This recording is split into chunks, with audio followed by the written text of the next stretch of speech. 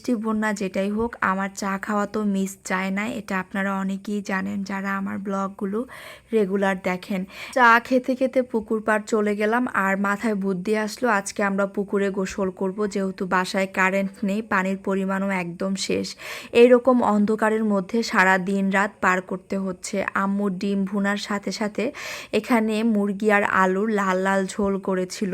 আমার আম্মুর হাতের এই মুরগি আলুর ঝোলটা অনেক মজা হয়, আমি প্রত্যেকটা ব্লগেই বলি এই রান্নাটা প্রত্যেকের আম্মুর হাতেই অনেক মজা হয়। আমরা রান্নাবাড়া শেষ করে সবাই মিলে পুকুরে চলে আসলাম, আজকে পুকুরে গোসল করা হবে। একটা সময় ছিল আমরা যারা গ্রামে থাকি তারা সবাই কিন্তু পুকুরেই গোসল করতাম।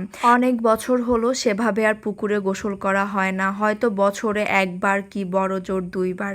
আসলে পুকুরে গোসল করার যে একটা আনন্দ, এটা শুধুমাত্র যারা গ্রামে বড় হয়েছে তারাই জানবে। বাবুদের ময়লা জামা কাপড় সাবান শ্যাম্পু